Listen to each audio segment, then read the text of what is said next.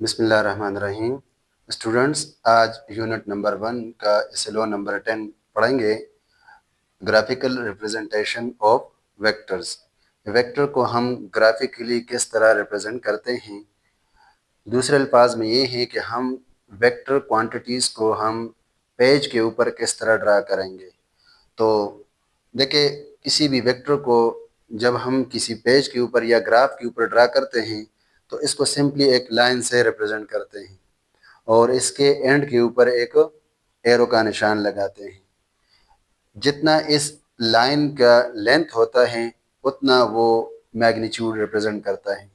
अगर उस लाइन की लेंथ ज़्यादा है तो इसका मतलब ये है कि इसका मैग्नीट्यूड भी ज़्यादा है। और एंड में इसके ऊपर जो एरो लगाया जाता है वो डायरेक्शन को रिप्रेजेंट करता है कि वो किस डायरेक्शन में वेक्टर क्वांटिटी है। क्योंकि हमें पता है कि जब हम वेक्टर एक्सप्लेन करते हैं तो हम पढ़ते हैं कि हम वेक्टर क्वांटिटीज़ को मैग्नीट्यूड के साथ डायरेक्शन से भी एक्सप्लेन करते हैं। तो इसीलिए जब हम वेक्टर क्वांटिटीज़ को ग्राफिकली रिप्रेजेंट करते हैं, मैं दोबारा इस पर जोर दे रहा हूँ कि ग्राफिकली रिप्रेजेंटेशन का मतलब ये है कि इसको हम पेज के ऊपर या ग्राफ के ऊपर किस तरह ड्रा कर सकते हैं। तो जैसा कि आपको पता है कि ग्राफ के ऊपर या पेज के ऊपर तो हम लाइन ड्रा करते हैं। फॉर एग्जांपल, मेरे पास फोर्स है 100 न्यूटन टुवर्ड नॉर्थ है। तो देखिए, फोर्स तो फिजिकल फिनोमेना में किसी चीज़ को धक्का देना या किसी चीज़ को खींचना है। तो यहाँ हम इसको ग्राफ के ऊपर किस तरह या पेज के ऊपर किस तरह रिप्रेजेंट करेंगे। तो इसीलिए मैंने कहा कि इसी फोर्स को, जिसको हम पुश और पुल कहते हैं, उसको हम पेज के ऊपर एक लाइन से रिप्रेजेंट करते हैं। और फिर चूंकि मैंने कहा कि वो नॉर्थ की तरफ है तो इसीलिए हम उसको नॉर्थ की तरफ एरो का निशान लगा लेते हैं, जिससे ये साबित होता है कि ये फोर्स है टुवर्ड नॉर्थ है। हाँ, जब हम वेक्टर को रिप्रेजेंट करते हैं तो हम क्या करते हैं, कुछ स्टेप्स जो है वो फॉलो करते हैं। वो स्टेप अभी हम इंशाल्लाह पढ़ेंगे आगे। पहले ये डिस्कस करते हैं कि ग्राफिकली एक वेक्टर को हम किस चीज़ से रिप्रेजेंट करते हैं, लाइन से रिप्रेजेंट करते हैं। तो ग्राफिकली ग्राफिकली का मतलब ग्राफ के ऊपर। Graphically a vector quantity is represented by a line। Line का मतलब जिस तरह की लकीर, with an arrow at its end। ठीक है, हम एक लाइन से रिप्रेजेंट करते हैं वेक्टर क्वांटिटी को और इसके एंड के ऊपर एक एरो लगाते हैं। The length of the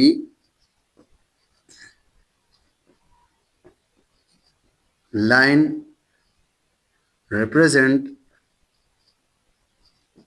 magnitude of vector and arrow and give the direction of vector। ठीक, अब मैं जनरली वैसे एक लाइन ड्रा करता हूँ आपको समझाने के लिए, फिर वहां पर सारे स्टेप्स जो है वो डिस्कस करेंगे। लेट सपोज मेरे पास एक फोर्स है, तो इस फोर्स को हम मैं इस तरह लाइन से रिप्रेजेंट करूंगा और इसके ऊपर एक एरो का निशान लगा दूंगा। अब ये लाइन कितना सेंटीमीटर है वो हमें मैग्नीट्यूड बताएगा कि इतना मैग्नीट्यूड है इस वेक्टर क्वांटिटी का। फोर्स है, वेलोसिटी भी हो सकती है, एक्सेलरेशन भी है, मोमेंटम भी, जो भी वेक्टर क्वांटिटी हो हम उसको इस तरह लाइन से रिप्रेजेंट करेंगे और इसके ऊपर एक एरो लगाएंगे। ठीक है, अब जब हम वेक्टर को when we draw a vector on page or graph, जब हम वेक्टर को पेज के ऊपर या ग्राफ के ऊपर ड्रा करते हैं तो हम क्या करते हैं, हम कुछ स्टेप्स फॉलो करते हैं। We follow some steps.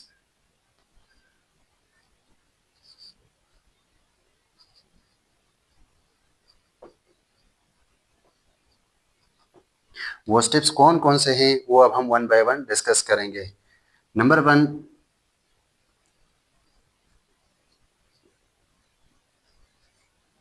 सबसे पहला काम क्या करेंगे, लेट सपोज मेरे पास एक फोर्स है जिसकी मैग्नीट्यूड 100 न्यूटन टुवर्ड नॉर्थ है, तो उसको हम ग्राफ के ऊपर किस तरह रिप्रेजेंट करेंगे, स्टेप्स को फॉलो करके। तो सबसे पहले मैं कंसिडर करूंगा कि लेट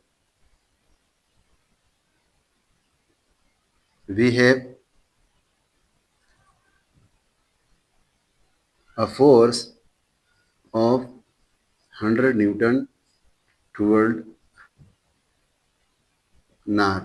ठीक है, मेरे पास एक फोर्स है जो कि नॉर्थ की तरफ बॉडी के ऊपर एक्ट कर रहा है। अब मैं इसको किस तरह क्या करूंगा, पेज के ऊपर ड्रा करूंगा। तो वो स्टेप्स जिस तरह मैंने बताए, नंबर 1, पहले हम एक स्केल लेंगे। First number, select a suitable scale. देखिए, हम स्केल क्यों सिलेक्ट करते हैं, देख के मेरे पास यहाँ पर फोर्स है जो न्यूटन्स में है, जबकि हम पेज के ऊपर लाइंस को ड्रा करते हैं तो वो सेंटीमीटर में होते हैं। एक बात। दूसरी बात यह है कि जो फोर्स 100 न्यूटन है, वो अगर मैं 100 सेंटीमीटर में कन्वर्ट करूंगा तो मेरे पास इतना लंबा पेज या ग्राफ तो नहीं हो सकता। तो इसीलिए मैं एक ऐसा स्केल सेलेक्ट करूंगा जिसको मैं कन्वर्ट करूं और अकॉर्डिंग टू उस स्केल में इस लाइन को ड्रा कर सकूं। मसलन मैं कंसिडर करूंगा यहाँ जो कि F is equal to 100 newton है टुवर्ड नॉर्थ। ठीक है, अब मैं स्केल सेलेक्ट करूंगा तो let 20 newton equal to 1 centimetre. ठीक है, मैं 20 न्यूटन फोर्स को 1 सेंटीमीटर के बराबर लेता हूं, तो फिर मेरे पास 100 न्यूटन कितना बन जाएगा, 5 सेंटीमीटर बन जाएगा। Then 100 newton will become equal to 5 centimetre. तो देखिए, एक तो मेरे पास सेंटीमीटर में कन्वर्ट हो गया, दूसरा एक ऐसा स्केल है जो कि सूटेबल बनता है जिसको मैं पेज पे ड्रा कर सकता हूँ। अब आप एक बात याद रखें कि जो स्केल मैं ले रहा हूँ ये फिक्स नहीं है, ये आप पे डिपेंड करता है। फॉर एग्जाम्पल मेरे पास यहाँ पर 1000 न्यूटन फोर्स है, तो फिर मैं 20 नहीं ले सकता, क्योंकि फिर मेरे पास वो इतना ज़्यादा आएगा कि मैं इसको पेज के ऊपर ड्रा नहीं कर सकूंगा। या मेरे पास लेट सपोज 10,000 न्यूटन फोर्स है, तो उस केस में फिर मैं क्या करूंगा, फिर मैं 2000 को इक्वल करूंगा 1 सेंटीमीटर के, और मेरे पास 10,000 5 सेंटीमीटर बन जाएगा।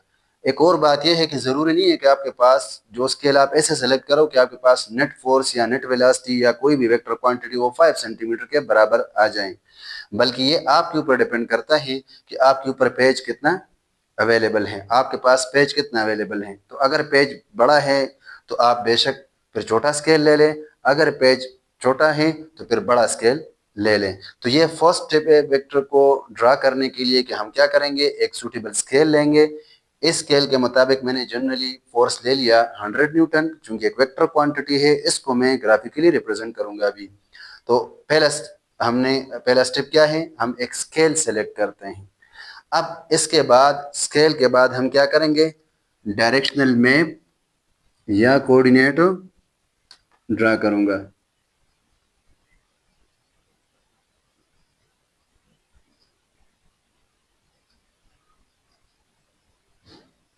या फिर इसको मैं डायरेक्शनल मैप भी कहता हूं।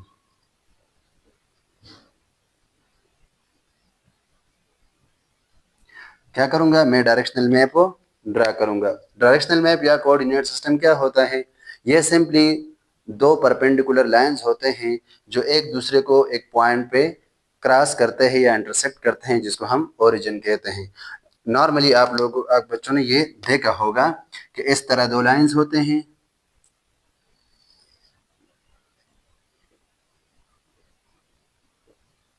इसको कहते हैं डायरेक्शनल मैप।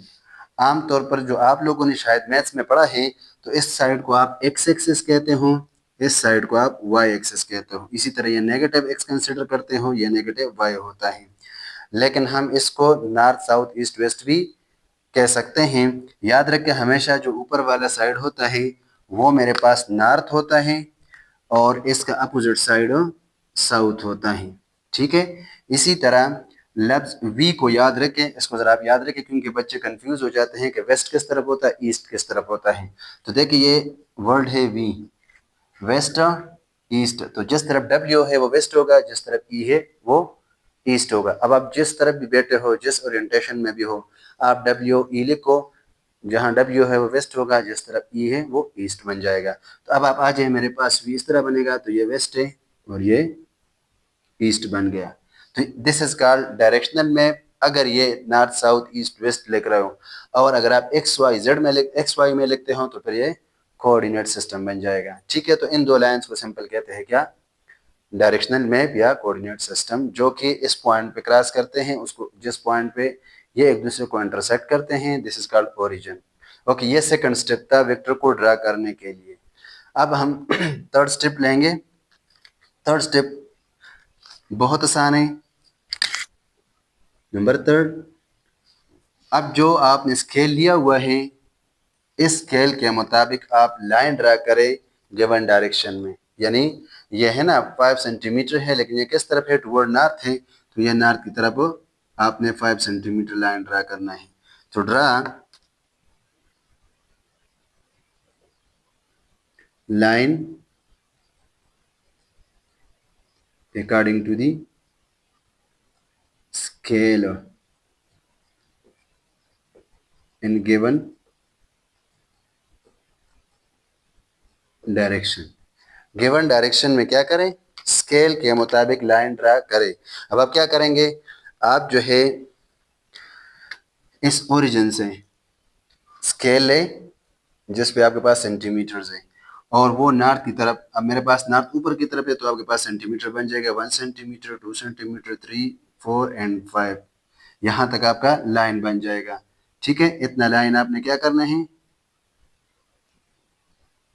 ले लेना है, काटना है। ठीक हो गया। तो अब क्या हुआ, draw the line according to the scale, scale के मुताबिक, इस स्केल के मुताबिक लाइन ड्रा करें उसी डायरेक्शन में जो वेक्टर की डायरेक्शन है। और आखिरी पॉइंट जो सबसे आसान है और छोटी सी बस बात है, वो ये है कि put arrow at the end of line. ठीक हो गया। तो बस आखिरकार क्या क्या रह गया, इस लाइन के ऊपर जितना ये 5 सेंटीमीटर है, तो 5 सेंटीमीटर के एंड के ऊपर इधर एक एरो लगा दे। ये आपके पास क्या आ गया, वेक्टर आ गया 5 सेंटीमीटर। ठीक है, ये क्या हुआ असल में, ये जो लाइन मेरे पास आया है, या ये जो एरो आपके नजर आ रहे हैं, this is the graphical representation of given vector which is 100 Newton. जो 100 न्यूटन फोर्स हमें दिया गया था ना, उसको हमने ग्राफ के ऊपर या पेज के ऊपर ड्रा किया, जो कि 5 सेंटीमीटर है। और अब डेफिनेशन में वापस आ जाएं, तो हमने लिखा है कि graphically a vector quantity is represented by line with an arrow at its end। ये तो हो गया। The length of line represent magnitude of a vector। इस लाइन का जितना लंबाई होता है उतना उस वेक्टर का मैग्नीट्यूड होता है। और एंड पे ऊपर जो एरो है वो डायरेक्शन बताते हैं। तो यहाँ 5 सेंटीमीटर क्या है, इस वेक्टर की मैग्नीट्यूड है, और ये जो एरो लगा हुआ है इसका मतलब है कि दिस वर्ड नॉर्थ है। This is total graphical representation of vector quantity.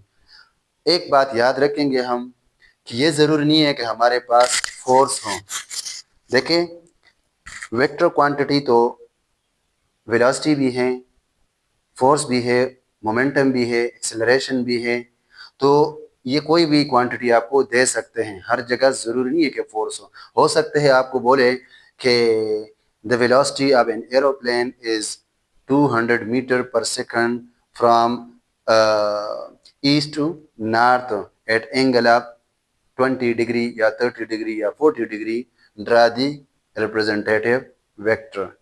तो इसको हम किस तरह ड्रा करेंगे पेज के ऊपर, या मिसाल के तौर पर सादा फोर्स की बात करें तो इस तरह के फोर्सेस को हम किस तरह ग्राफ के ऊपर ड्रा करेंगे।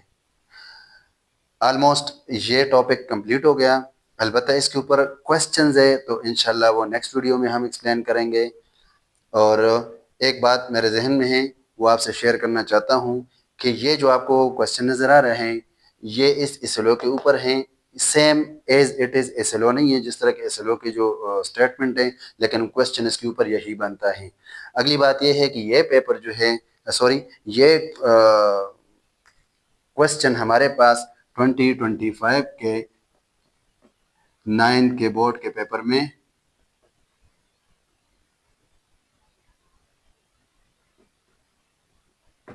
आया हुआ था एज ए लॉन्ग क्वेश्चन। ये लॉन्ग क्वेश्चन के तौर पर हमारे ऊपर पेपर में आया हुआ था। तो इसका मतलब ये है कि ये क्या है, इम्पोर्टेंट क्वेश्चन है, इम्पोर्टेंट टॉपिक है। उम्मीद है आप लोगों को समझ आ चुकी है।